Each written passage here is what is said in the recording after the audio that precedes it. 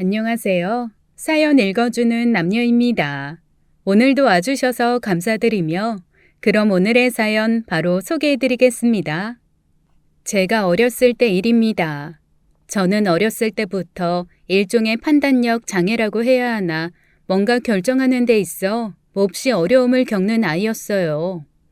하다못해 설날 세배를 하려고 해도 혼자 머릿속으로 절을 올리는 시뮬레이션을 이렇게도 했다가 저렇게도 했다가 하면서 멀뚱히 서 있기 일쑤였죠.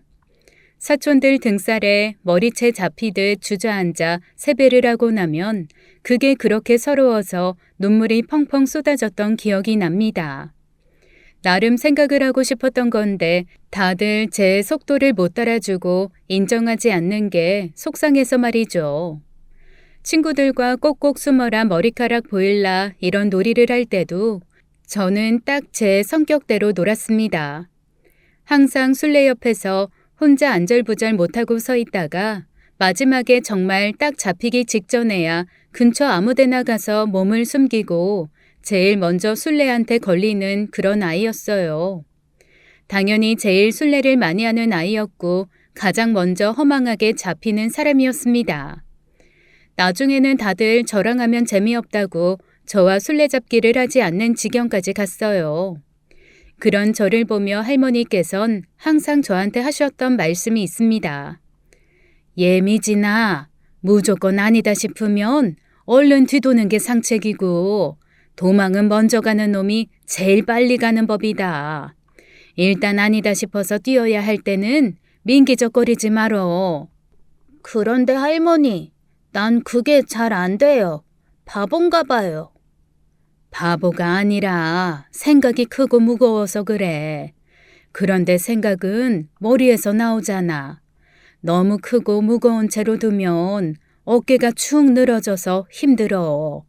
그러니까 가끔은 그 생각들을 놓고 막 뛰어. 그냥 막. 그때는 사실 할머니 말씀이 어떤 의미인지 잘 몰랐습니다. 그저 술래잡기 할 때마다 제일 먼저 잡히고 술래를 하더라도 아무도 못 잡아서 혼자 마지막까지 땀 벌벌 흘리는 손녀가 안타까워 게임하는 법을 알려주신 줄 알았어요. 그런데 살다 보니 그건 제 성격을 걱정한 할머니의 진심 어린 충고였더라고요. 어린 시절 이후에도 저는 항상 그런 성격으로 살았습니다. 뭔가 결정할 때 가장 마지막까지 민기적거리다가 장고 끝에 악수 둔다고 하죠. 늘 이상한 선택을 해서 실패를 하곤 했어요. 그렇게 몇 번 인생에서 중요한 결정을 망친 후에 저희 부모님은 저한테 항상 이렇게 말씀하셨습니다. 차라리 그런 성격을 한번 좋은 쪽으로 발전을 시켜보자는 거죠. 즉 무슨 결정이든 가장 마지막까지 미뤄서 완벽하게 확신이 서기 전에는 아예 결정을 내리지 말라는 거였어요. 어차피 빠르게 움직이는 건 태생적으로 불가능하니 그걸 고쳐보겠다고 애쓰지 말고 오히려 더 부각해서 아주 느리게 확인하고 또 확인하면서 사는 걸 목표로 하라고요. 처음에는 대체 이게 무슨 소린가 결국 나는 성격 때문에 다 망해먹으려나 보다 했는데 살아보니까 또 나름대로 장점도 있었습니다. 엄마 아빠 말씀대로 느리게 판단하고 천천히 결정하니까 조금 더디고 손해보는 건 있어도 큰 실패를 하는 건 막을 수가 있더라고요. 물론 남들이 발빠르게 투자 결정을 해서 돈을 벌 때 저는 그런 건 전혀 혜택도 못 받았고 어디 선착순으로 뭐 하는 거 먼저 아는 사람이 이기는 거 그런 거는 한 번도 성공한 적이 없었습니다. 그래도 장기적인 시선으로 봤을 때 크게 실패한 거 없이 나름 잘 살았으니 성격이 만든 팔자가 순탄한 편이었던 거죠. 그리고 연애할 때도 이런 제 성격은 상대는 답답하지만 저는 그래도 나름 안정적이고 편한 관계를 만들어주곤 했습니다. 저한테는 5년간 연애한 남자가 있어요. 이미 양쪽 집에서도 며느리 사위 취급을 받아서 어디 같이 나가면 남편 아내인 양 다니는 오래된 사이입니다. 사실 연애 2년차 때 딱 한 번 돌아가신 할머니가 했던 말을 떠올린 적이 있었어요. 도망은 먼저 가는 놈이 멀리 간다는 그 말이요. 내가 이 남자한테서 지금이라도 도망을 가야 되는 게 아닌가라는 생각을 할 때였거든요. 그 첫 계기는 말끝마다 은근히 저를 깔아뭉개는 남편의 말버릇이었습니다. 사실 그닥 잘난 놈도 아니었거든요. 저보다 학벌이 좋은 것도 아니고 돈을 잘 버는 것도 아니고 집안이 잘 사는 것도 아닙니다. 그런데 딱 하나 평균보다 키가 크고 얼굴이 좀 반반해요. 그렇다고 해서 연예인급으로 잘생긴 건 아닌데 어디 가서 못생겼다는 소리 들은 적 없을 서글서글하고 훈훈한 외모입니다. 그에 반해서 저는 진짜 평범하고 약간 작고 통통한 사람이거든요. 예쁘다는 말보다는 귀엽다, 사람 좋아 보인다라는 소리를 더 많이 듣는 편입니다. 아마 저한테 말은 안 했지만 자기랑 저랑 미녀와 야수가 아니라 미남과 야수 이런 커플이라고 생각했던 모양이에요.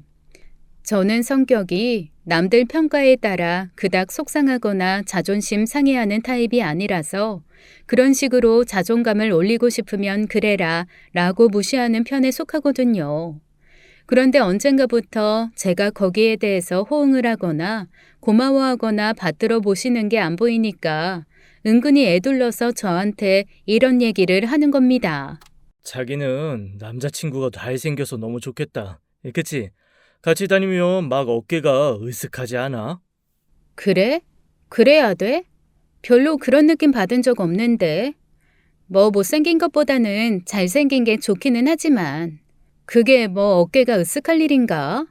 그리고 원래 미적인 기준은 사람마다 다 달라. 절대적인 건 없다고.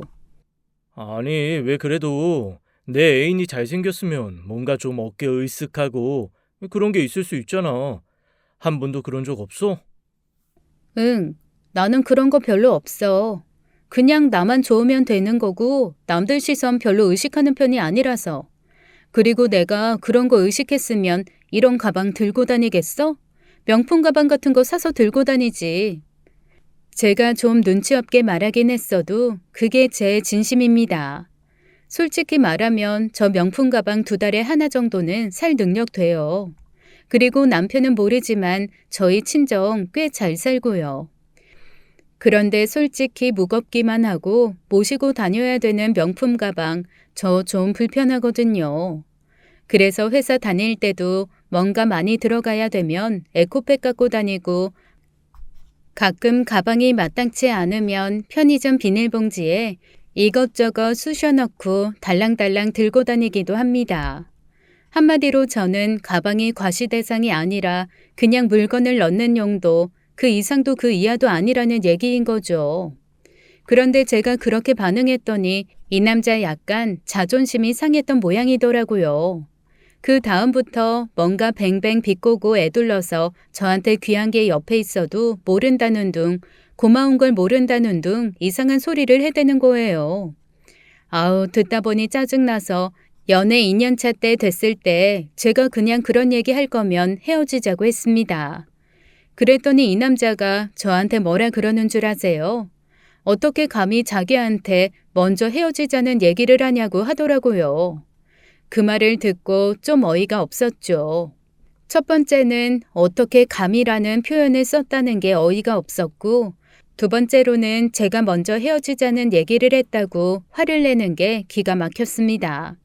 아니, 먼저 헤어지자는 말을 대체 왜 못합니까? 남녀 사이에 만나다가 마음에 안 들면 할 수 있는 거죠. 그런데 제가 먼저 헤어지자고 했다는 것 자체가 너무 어이없고 황당하다는 듯 얘기하는데 그게 더 기가 막히더라고요. 이후에 더 싸움이 번지지 않고 서로 살짝 토라져 있다가 자연스레 화해하는 바람에 첫 번째 위기는 어영부영 넘어갔습니다. 다시는 저한테 그런 식으로 외모에 대해서 애둘러 얘기하거나 직접적으로 비교하면서 잘난 척하는 얘기를 하지 않겠다는 약속을 하고 끝났죠. 그런데 지금 생각해보면 그때 도망갔어야 했습니다. 그래야 이 꼴 저 꼴 안 보고 제가 맘 편하게 살 수 있는 거였는데 말이죠. 몇 년 후 슬슬 결혼 얘기가 나올 때쯤 남편의 어이없는 언행은 점점 더 점입가경으로 흘러갔습니다. 그리고 그때 이런 생각을 했어요. 결혼을 하더라도 혼인신고는 최대한 미뤄야겠다. 그리고 이 사람이 정말로 어떤 사람인지 연애 인격이 아닌 진짜 결혼 인격을 파악하기 전에는 우리 집 상황을 자세하게 말하지 말아야겠다. 제가 결심한 건 이 두 가지였습니다. 제가 살면서 보니까 주변에 이런 사람들이 있더라고요. 연애할 때 인격이 따로 있고 결혼할 때 인격이 따로 있는 거죠. 이 결혼 인격이 참 골 때리는 거라는 걸 주변 사람들을 보면서 익히 깨달은 바가 있었습니다. 너무 멀쩡한 사람도 결혼 앞두고 진짜 이상해지는 경우가 정말 많았거든요. 저랑 제일 친한 선배 언니 하나는 이런 일도 있었습니다.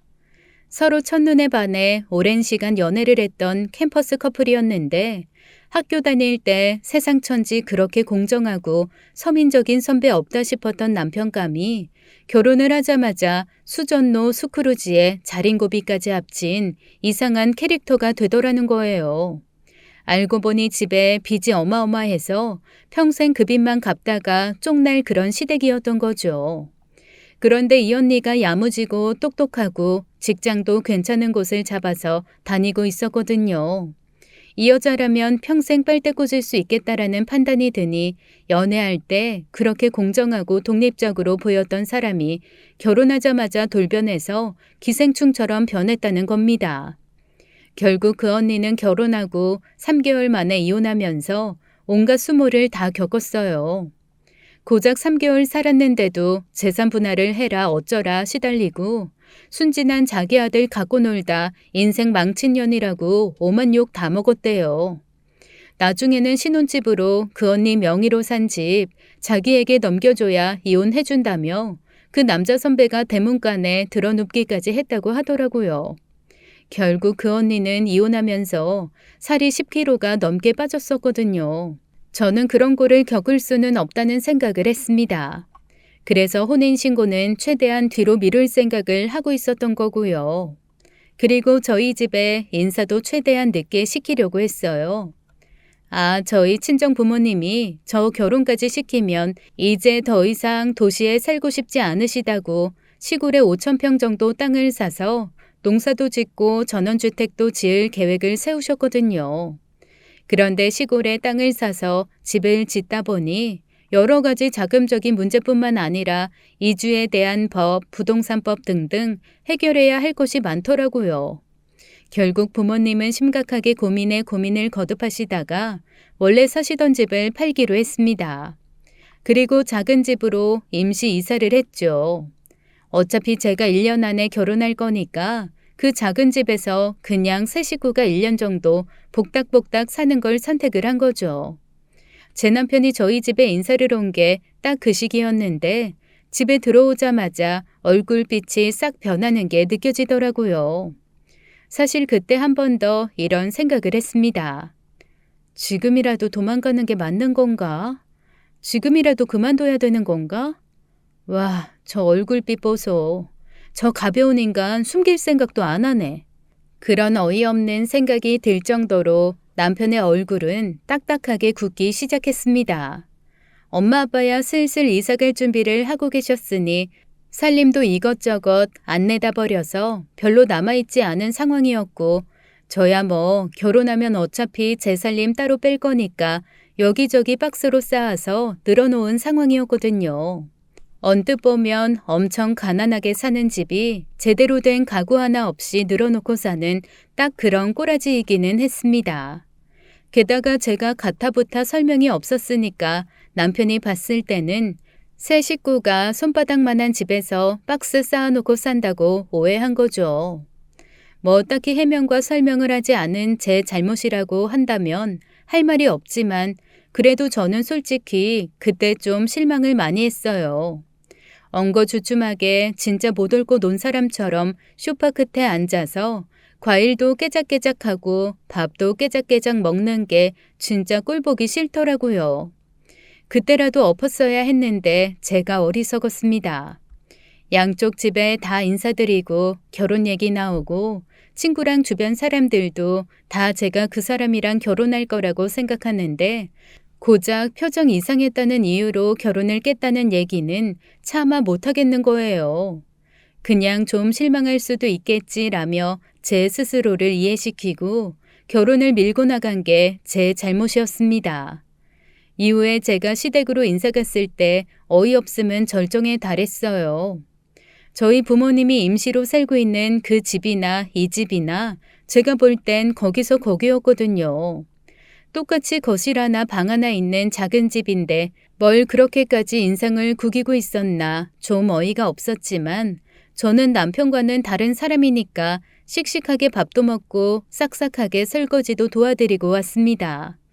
그런데 그 이후에 저한테 사사건건 그래도 자기가 좀 우월하다는 걸 어떡하든 드러내고 나타내고 그러고 싶어 했던 남편은 이제 아예 대놓고 너나 나나 처지 비슷한데 서로 바랄 거 없이 밑장 다 까자는 식으로 나오더라고요. 그러면서 어느 날 저한테 이런 얘기를 하는 겁니다. 야, 뭐 요즘에는 여자랑 남자랑 집도 반반씩 한다는데 너희나 우리나 뭐 그럴 사정은 아닌 것 같고 내가 17평짜리 아파트 하나 해올 테니까 거기서 그냥 우리 부모님이랑 같이 살자. 뭐라고? 17평에서 시부모님이랑 같이 살자고? 요즘에 17평이면 방 2개에 거실 하나야.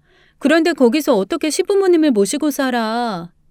아이, 왜 못 살아? 너 그 방 하나 거실 하나 있는 그 조그만 집에서 엄마 아빠랑도 같이 방 쓰고 살잖아. 그런데 방 따로 있는데 뭐가 문제야? 야, 그러고 가보니까 너희 집은 10평 조금 넘더만 17평이면 실제보다 훨씬 넓어. 얘가 고마운 걸 모르고. 기가 막히더라고요. 진짜로 어이가 없었습니다. 하지만 이미 그때는 청첩장까지 다 찍어두었을 때였고 뭔가 뒤집어 엎기에는 혼자 또 망설여지는 게 많았어요. 제 성격이 팔자를 만든 거죠 뭐. 아마도 남편 생각에는 제가 자기네 집보다 썩 잘 살지 않는다고 아예 결정을 내린 듯 했습니다. 그 이후에 저를 대하는 태도가 그걸 확연하게 드러내 주었어요. 저희 부모님이 예단 예물 다 생략했어도 사위 양복 한 벌은 해주고 싶다고 하셔서 백화점에서 다 같이 만나기로 한 날이었습니다. 제가 아무 말도 안 했는데 처음 만난 순간부터 뚱한 남편이 글쎄 이러는 거예요. 요즘에는 신상들 아울렛에 잘 안 나온다던데. 그게 무슨 말이야? 백화점에 와서 왜 아울렛 얘기를 해? 여기서 보고 아울렛 가서 사려는 거 아니야? 뭐? 아니, 너는 우리 엄마 아빠를 대체 뭘로 보고 그래? 당연히 백화점에서 사주려고 하니 여기서 보자고 했지. 여기서 물건만 보고 다른 데서 사겠어? 아니, 나는 백화점이 워낙 비싸니까. 그래도 사위 양복 한 벌 제대로 해주신다고 여기로 오라고 하신 거니까 맘에 드는 거 고르고 저녁이나 사. 그러지 뭐. 두 분 다 삼겹살 좋아하시지? 순간 기가 탁 막혔습니다. 저희 엄마 양복 예산 200만 원 잡고 나오시는 거 제가 알거든요. 그 예산을 모르더라도 장인 장모 될 사람들이 자기 거 뭐 사주러 나오면 12첩 반상 한정식 집은 아니더라도 소고기 정도는 먹자고 해야 하는 거 아닌가요? 그 자리에서 핸드폰 꺼내서 저렴한 삼겹살집 찾는데 정말 오만정이 다 떨어졌습니다. 바로 엄마에게 전화해서 오늘 갑자기 둘 다 일이 생겨 옷 보는 거 어려울 것 같다고 말해버렸죠. 뭐야, 왜 그래? 너 진짜 해도 해도 너무한다. 그래도 장인 장모가 백화점에서 옷 사주겠다고 마음먹고 나오는데 네가 우리 엄마랑 아빠를 얼마나 무시하면 저녁 식사로 고작 삼겹살 몇 조각 구워 먹는 걸로 퉁치려고 해? 퉁치다니. 요즘 삼겹살이 얼마나 비싼 줄 알아? 그리고 평소 드시던 거 밖에서 드시면 좋잖아. 미쳤네 진짜. 우리 엄마 아빠가 평소에 소를 구워 드시는지 양을 구워 드시는지 네가 알아? 왜? 10평짜리 집에 살면 그냥 고기는 삼겹살이야? 그것도 감지덕지 먹어야 하는 거야? 너 그렇게 생각해? 지금 우리 엄마가 200짜리 양복해 주려고 나오면서 저녁에 사위한테 삼겹살 얻어먹고 들어가야겠니? 200? 그럼 진작에 말을 하지. 그럼 내가 스테이크 집이라도. 진짜 개 속물이다 너. 200 얘기 들으니까 이제야 스테이크 계산이 나와? 됐어. 나 집에 갈래. 당황한 남편은 손이 발이 되게 빌기 시작했습니다. 그렇게 계산한 게 아니라며 그냥 정말 근처에 싸고 맛있는 삼겹살 집이 있어서 아무 생각 없이 말한 거라고 빌고 또 빌더라고요. 그러다가 결국 나중에는 눈물까지 보이기 시작했습니다. 미안해. 그런데 나도 이게 어느 정도는 습관인 것 같기도 해. 자기도 알잖아. 나 자존감은 낮은데 자존심은 높은 거. 나도 모르게 상대 깎아내리면서 내가 잘난 거 확인하고 싶은 마음. 다른 사람한테는 꾹꾹 참으면서 이상하게 당신한테만 자꾸 보여주네. 너무 편하고 다 이해해 줄 것 같고 그래서 그런가 봐. 미안해.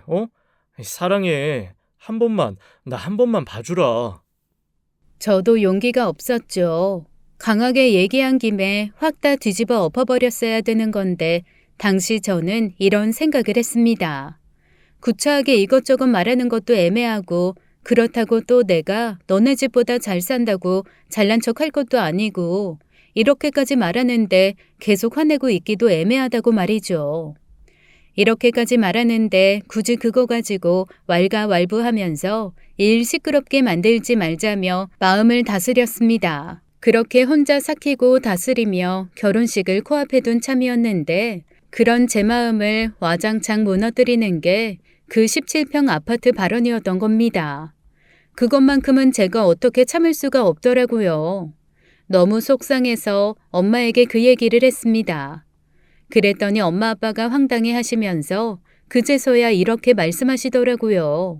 사실 처음에 남편이 저희 집 인사 왔을 때 엄마가 좀 이상한 걸 느끼셨대요.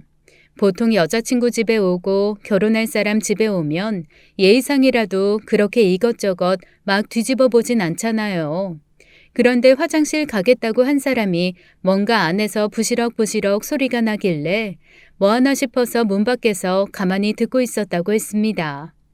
그랬더니 남편이 화장실에 있는 수건장 있잖아요. 그거를 하나하나 열고 닫으면서 혼자 이렇게 중얼거리고 있더래요. 아유, 수건이라고 참.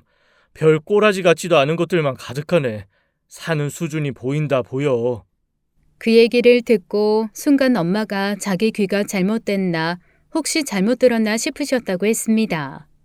아니 대체 누가 자기 장인 장모 될 사람 집에 와서 수건장 열어보고 그런 소리를 해요.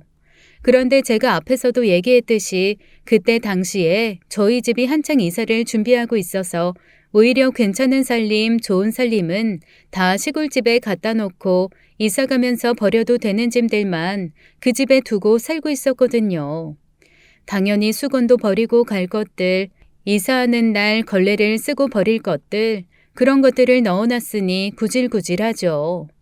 정상적인 사람이라면 그걸 보고 다음에 수건이라도 좀 사드려야겠다는 생각을 하지 이렇게 구질구질하게 살고 있는 꼬라지라는 얘기나 단어는 입 밖으로 내놓지 않잖아요. 남편이 화장실에서 그렇게 중얼거리는 소리를 듣고 황당해진 엄마가 그 다음부터 계속 남편을 지켜봤다고 했습니다. 아니 그런데 세상에 얼마나 뭘 감시하는 눈으로 여기저기를 훔쳐보는지 그릇 하나 포크 하나 아주 고운 눈으로 보는 법이 없더라는 거예요. 사실 내가 진짜 어이가 없고 황당해서 아니 우리 시어머니도 안 시킨 시집살이를 사위놈이 시키나 하는 생각이 다 들었다니까. 그런데 뭐 네가 워낙 좋다고 하니까 내가 뭐라고 말을 하겠니. 그냥 아이고 저거 남편 덕 보고 살긴 글렀구나 하고 마는 거지. 아니 엄마는 왜 그런 얘기를 지금에서야 해. 그런 얘기는 듣자마자 바로 그게 무슨 소리냐고 하면서 따끔하게 혼을 냈어야지. 아유 무슨 혼을 내. 내가 제대로 들었는지도 모르겠고 정말로 그런 소리를 한 건지 안 한 건지 그리고 자기가 안 했다고 그런 말 한 적 없다고 딱 잡았다면 나만 이상한 사람 되는 거잖아. 아유 몰라. 그때는 내가 잘못 들었다고 생각했는데 지금 네 얘기 듣고 나니까 내가 들은 소리가 맞나 싶다. 너 안 그래도 이것저것 고민하고 판단하는데 시간 오래 걸리는 앤데 차라리 잘 됐어. 혼인신고 최대한 늦게 해. 안 그래도 그러려고. 그리고 그쪽에서 17평짜리 집 해가지고 와서 너랑 같이 살겠다고 하면 그 아파트에 50평짜리 있지? 그거 사가지고 우리랑 같이 살자 그래. 안 그래도 우리 대부분 시골에서 살고 서울은 진짜 가끔 올라올 건데 따로 살림 두고 살기도 그렇고 그냥 너희랑 같이 살고 따로 집 안 하고 그게 편할 수도 있겠다. 그러니까 그냥 그렇게 얘기해버려. 엄마 얘기를 듣고 나니 차라리 그게 더 낫겠다는 생각이 들기 시작했습니다. 엄마야 딸이 이상한 취급받는 게 화가 나서 그냥 하신 말일 수도 있지만 또 듣다 보니 어차피 시골에서 대부분 시간 보내실 거고 길어야 일주일에 이틀, 한 달에 열흘 채 안 되게 부모님이 올라오시면 같이 사는 게 낫겠다는 판단도 들었어요. 좁은 집에서 눈치 보고 사느니 조금 더 넓은 집에서 엄마 아빠랑 사는 걸 택하는 게 훨씬 나은 선택지더라고요. 그래서 바로 남편에게 그 얘기를 했습니다. 엄마 아빠가 거기 50평대 아파트 해주시겠대. 대신 엄마 아빠랑 같이 살자고 하시던데? 그러자 남편이 눈을 꿈뻑꿈뻑하며 무슨 소리냐는 듯이 저를 쳐다보더라고요. 그래서 제가 그랬습니다. 못 알아들었어?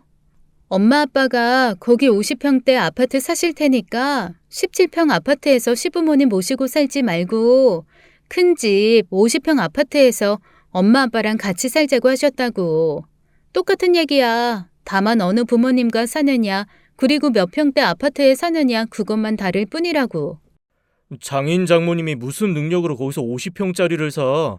아이 그거 다 대출로 하고 우리한테 그 대출금 갚으라고 하는 거 아니야? 무슨 소리야. 우리 엄마 아빠 그 정도 능력은 되거든. 무슨 그 정도 능력이 돼? 그 정도 능력이 안 되는 걸 내가 알고 있는데. 어우 진짜. 우리 엄마 아빠 당신이 인사 왔던 그 집 엄마 아빠 집 아니거든. 엄마 아빠 집 따로 있고 시골에 지금 5,000평 땅 사서 거기에 집 짓고 계시는 바람에 잠깐 머무는 집 임시로 살던 집이라고. 그제서야 남편 얼굴이 하얗게 질리면서 저한테 온갖 질문을 쏟아내기 시작했습니다. 그리고는 자기가 속았다며 뭐가 그렇게 억울한지 씩씩거리고 화를 내기 시작하더라고요. 저한테 자기와 부모를 시험에 빠지게 했다는 둥, 이런 식으로 뒤통수를 친다는 둥, 아주 쓸데없는 소리 우르르 쏟아내면서 제 속을 뒤집고 또 뒤집었습니다. 저희의 싸움은 결혼하는 그날까지도 해결이 되지 않았어요. 나중에 제 친구들이 저한테 이런 얘기를 하더라고요. 결혼식을 그렇게 차분한 얼굴로 치르는 신부는 처음 봤다고요. 남의 속도 모르고 혼자 속 끓이면서 식장에 들어간 건데 그거를 또 그런 식으로 받아들이더라고요. 결혼 후에 저희가 들어간 집은 남편이 그렇게 잘난 척했던 17평짜리 아파트도 아니고 저희 엄마 아빠와 함께 살림 차릴 50평대 아파트도 아니었습니다. 그냥 결혼 전에 제가 살던 회사 근처 오피스텔이었어요. 결혼하는 그날까지도 집 문제가 도저히 해결이 되지 않아서 어쩔 수 없이 일단 신혼살림을 오피스텔에 차리게 된 거죠. 자초지종을 알고 시부모님도 펄펄 뛰시더라고요. 대체 왜 그게 펄펄 뛸 일이 되는 건지 도저히 이해를 할 수 없지만 자기네들을 무슨 속물로 알고 시험했다면서 그게 너무 괘씸하다고 했습니다. 그러면서 무슨 미처 받지 못한 예단이며 혼수 얘기를 하는데 저는 사실 좀 어이가 없었어요. 그리고 더 어이가 없는 건 그 이후에 벌어진 남편의 행동이었습니다. 남편이 글쎄 저희 엄마 아빠한테 술을 먹고 찾아가 주정을 한 거예요. 자기 너무 서운하다고 자기를 사위 취급 안 했으니까 재산도 속이고 집도 큰 거 주겠다는 핑계로 대릴 사위로 드리려는 거 아니냐고 한 거죠. 그러면서 있는 대로 술주정을 하는 바람에 저희 아빠가 화가 나서 아주 남편을 혼쭐을 내셨습니다. 너무 창피하더라고요. 아니 아빠한테까지 그런 식으로 진상을 부릴 줄은 정말 몰랐거든요. 황당하고 짜증나고 정말 실망에 실망이 쌓였습니다. 결국 결혼하고 일주일 만에 저희는 서로한테 화가 나서 아무 말도 안 하고 각방을 쓰는 지경에 이르렀어요. 그 와중에도 엄마 아빠의 시골 이주 준비는 차근차근 시작되었어요. 뭐 남편과 사이가 안 좋은 건 안 좋은 거고 늙은 부모님이 이사를 가시니 이것저것 도와드려야 될 일은 많아서 저도 회사 일 하랴 부모님 도와드리랴 나름 정신이 없었습니다. 사실 시골 일은 제가 잘 모르니까 그거는 제가 거의 상관을 안 했고 서울에 엄마 아빠가 벌려놓으신 일들 즉 운영하시던 가게 정리하는 거라든가 살고 있는 집 정리하는 거 그리고 시골 생활에서 써야 되는 다양한 물건들을 준비하는 것까지 소소하게 제가 신경 써야 할 것들이 한두 개가 아니었습니다. 이게 나이 드신 분들이 오히려 시골로 가서 살면서 훨씬 더 준비해야 할 것들이 많더라고요. 젊은 사람들이야 조금 불편하면 나름 체력으로 이기고 젊은 치기로 이기고 그렇게 살지만 나이 드신 분들은 조금만 불편하면 그게 바로 신체적인 무리로 연결돼서 몸이 아프게 되니 이거 참 제가 신경 쓰고 준비해야 할 게 한두 개가 아니었습니다. 남편한테 솔직히 이런저런 신경을 쓸 여유조차 없었어요. 어디서 뭐라건 별로 관심이 없었던 거죠. 그런데 어느 날 엄마가 몹시 당황한 목소리로 저한테 전화를 하셨습니다. 그리고는 이런 말씀을 하시는 거예요. 예, 김서방이 좀 이상해. 왜? 나 요즘에 그 인간이랑 말 안 한 지 진짜 오래됐는데 우리 각방 쓰잖아. 아니, 그건 너희 부부 일이니까 네가 알아서 하고 내가 이상하다고 하는 건 아니 나 참 걔가 왜 여기 내려와서 주인인 척을 하니? 뭐? 그건 또 무슨 소리야? 무슨 주인인 척을 해? 나랑 네 아빠 서울집 정리하느라고 정말 오랜만에 여기 시골집에 왔거든. 아니 그랬더니 동네 사람들이 다 그동안 사위가 수시로 와서 이 근처 일들 다 돌보고 집도 정리하고 그러고 갔다는 거야. 그러면서 글쎄 우리한테 뭐라고 하는 줄 아니? 아우 조만간 사위한테 이거 다 물려주신다고 했다면서요? 이러는 거야. 그러면서 사위가 싹싹해서 물려받아도 잘 돌보고 살 것 같기는 하다고. 이런 얘기를 하는 거 있지? 아니 떡 줄 사람은 생각도 안 하는데 쥐가 뭐라고 여기를 물려받겠다고 동네 사람들이랑 벌써 다 그렇게 안면 두고 얘기 두고 그랬다니? 예, 너무 황당하고 어이가 없다. 미친놈? 진짜 아휴 미쳤어. 걔가 정말로 정신 나갔네.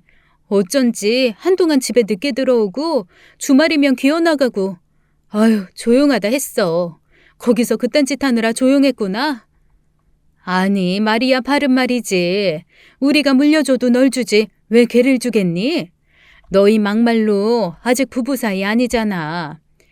예, 엄마가 할 종류의 얘기는 아니지만 너 아니다 싶으면 그냥 지금 잘라. 세상에 나도 참 좋은 게 좋은 거다 넘어가려 했는데 정말 어이가 없다 어이가 없어. 전화를 끊고 나서 저는 너무너무 화가 나서 할 말을 잃었습니다. 이 인간이 시골에 엄마 아빠가 내려가서 사실 집에 가서 마치 자기가 그 땅의 주인이라도 된 듯 굴었다는 것 자체가 정말 소름 돋았습니다. 게다가 동네 사람들한테 뻔뻔하게 그러고 다녔다는 것도 괘씸했어요. 저희 엄마 아빠를 그 사람들이 대체 어떻게 생각하겠어요. 엄마께 다시 전화를 했습니다. 엄마, 내가 일단 거기로 갈게. 우리 만나서 얘기를 좀 하자. 저는 부랴부랴 시골집으로 내려갔습니다. 그리고 저는 거기서 너무나 충격적인 상황을 마주했어요. 저희 부모님이 아직 입주도 하기 전인 그 집에 누군가가 잠을 자고 무언가 살림을 했던 흔적들이 남아있는 겁니다. 당장 남편에게 전화를 해서 따져 물었어요. 너 혹시 여기 왔었어? 여기서 잠잤어? 어디를 말하는 거야? 아이, 다짜고짜 어디를 갔다고 하는 거야? 어디긴 어디야. 네가 주인 행세하고 다닌 우리 엄마 아빠 시골집이지.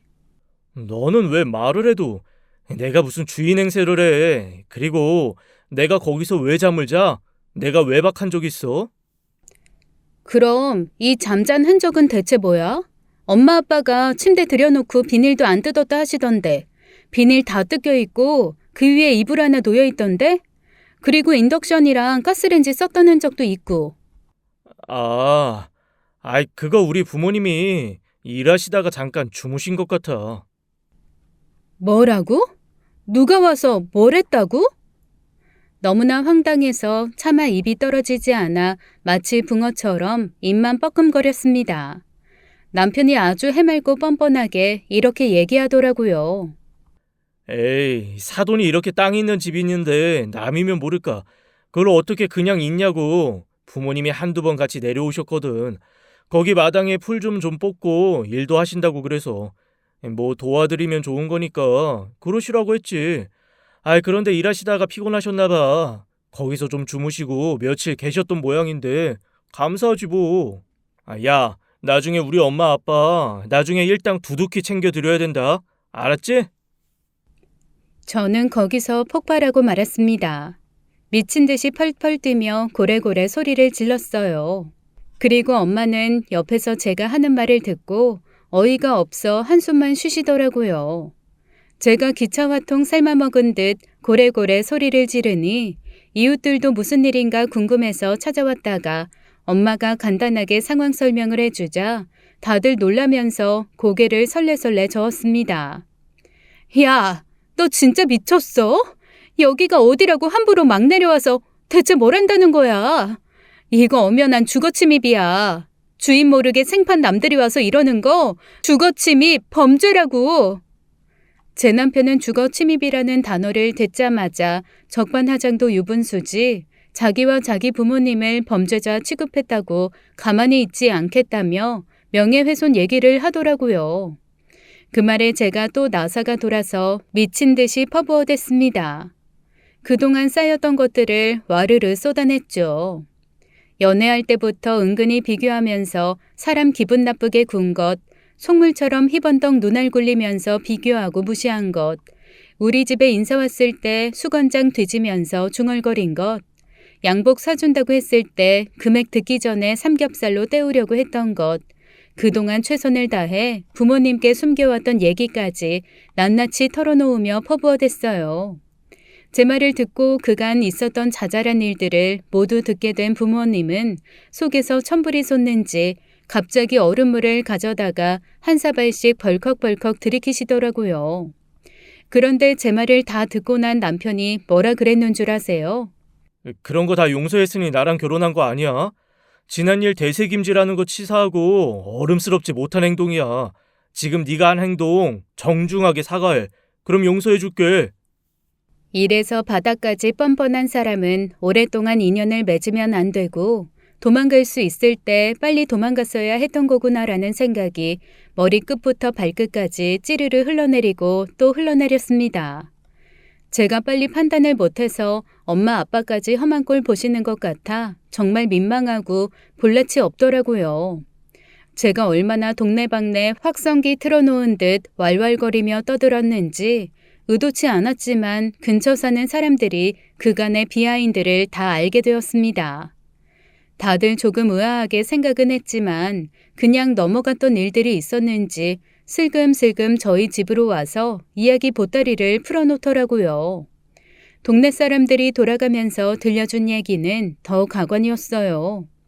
시부모가 얼마나 풀빵굴이 드나들듯 저희 엄마 아빠 시골집에 드나드셨는지 다들 그분들이 집주인이고 저희 엄마 아빠가 집을 팔았다고 생각하실 정도였다네요. 그리고 공공연하게 동네 사람들한테 어차피 이 집 다 우리 아들 거고 우리 아들이 나중에 다 가질 거라고 얘기를 했다는 겁니다.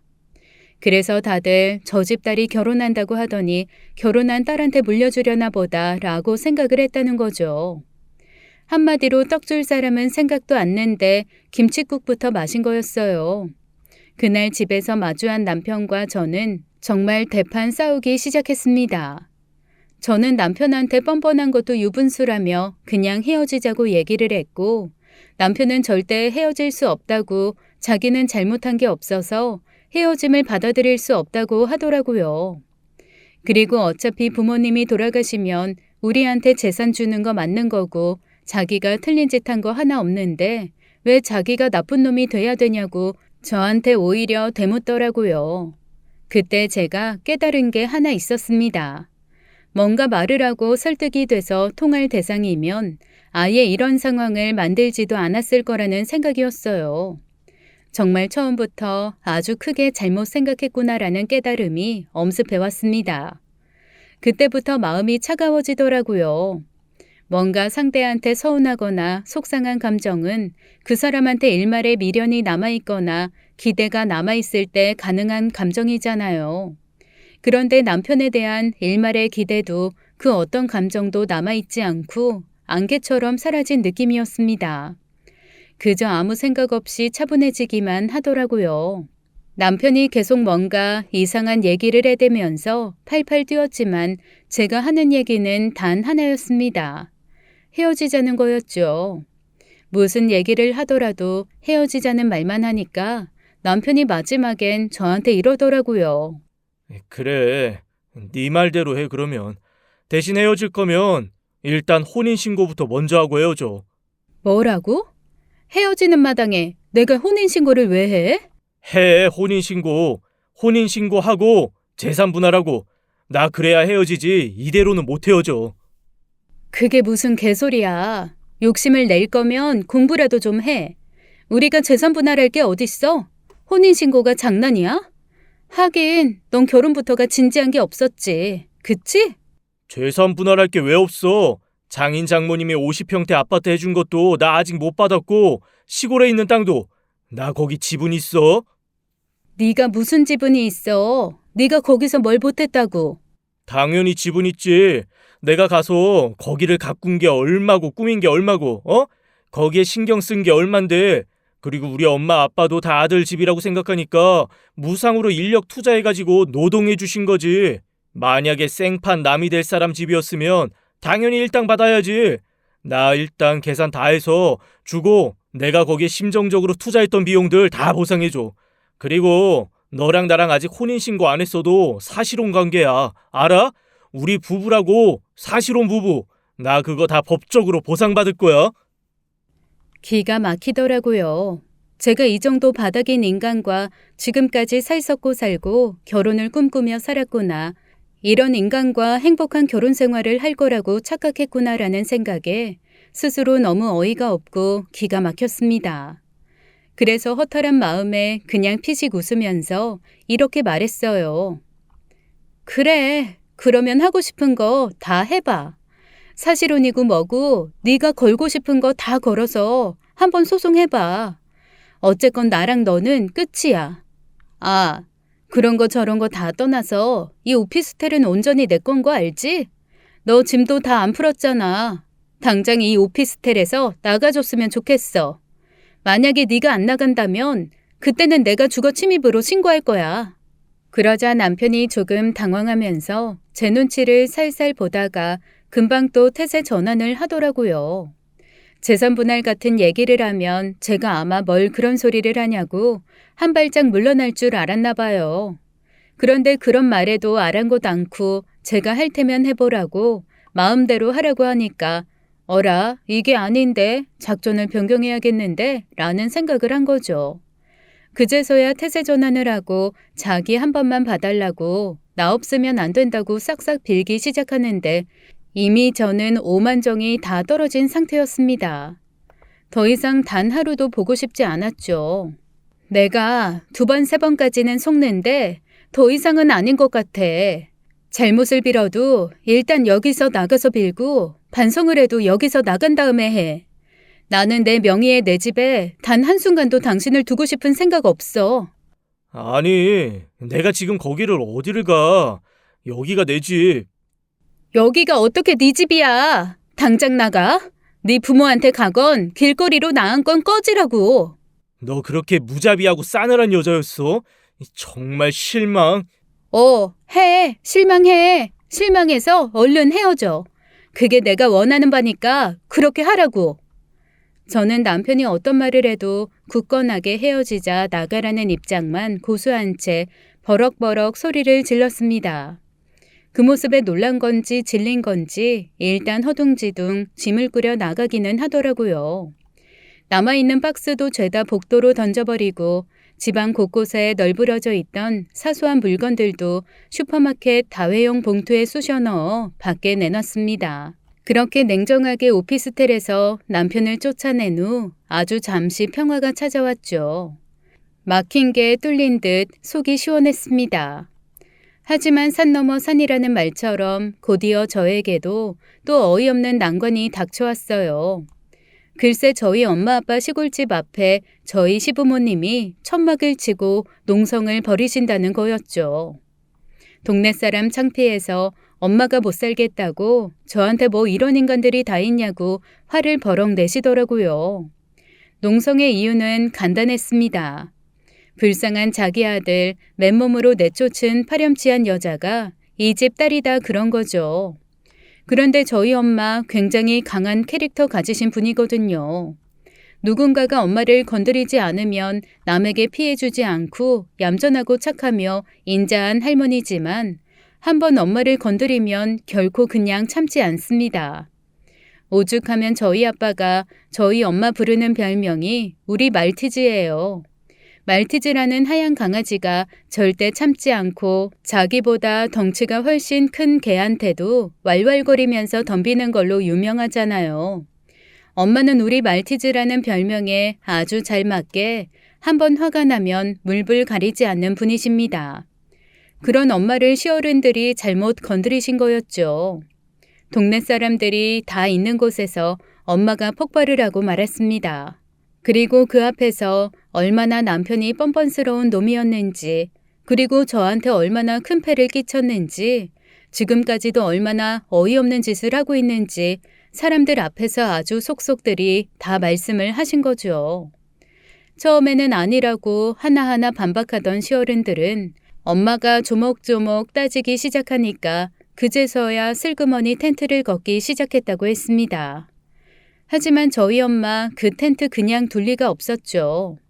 어디서 이딴 걸 가져와서 쓸데없이 집 앞 미관을 흐트러뜨려?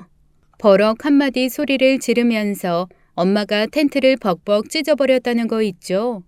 그 상황을 직접 보지는 못했지만 아빠가 저한테 전화해서 생중계를 해주시더라고요. 그리고 끌끌 웃으면서 글쎄 이렇게 말씀하시는 겁니다. 야, 너네 엄마가 평소에는 화 잘 안 내잖아. 한 번 화내면 지구가 반동강이 나는데 이번에 네 시댁 사람들 아주 크게 잘못 건드렸다. 다시는 너한테 한마디도 못할 거야. 너희 엄마가 아주 반작살냈어.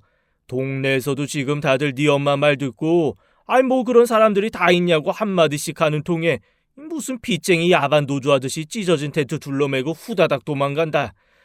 그런데 저게 누구야? 아빠, 왜? 또 누가 있는데? 야, 저 얍삽한 놈. 지 부모가 여기서 그 수모를 겪고 있는데 저 멀리서 구경만 하네. 그 인간 거기 있어? 어쩐지. 아무리 뻔뻔해도 어떻게 이 앞에 천막을 칠 생각을 했을까 했는데 뒤에서 저놈이 다 조종한 거였구만. 아이고, 지 엄마한테 등짝 맞는다. 텐트 트렁크에 넣었고 아이고, 아빠한테도 한 대 맞았다. 쭈글쭈글한테 운전석에 오른다. 가스. 아빠, 이렇게 중계하지 말고 차라리 영상통화 걸어서 좀 보여주지 그랬어. 그거 미처 생각을 못했네. 그래도 내가 생생하게 전달했지. 네, 덕분에 더 어이없고 황당하고 진짜 유치함에 몸둘 바를 모르겠네요. 아휴. 아빠가 하나하나 보이는 장면을 설명해 주신 덕에 눈앞에 훤히 그려지는 장면이 있었습니다.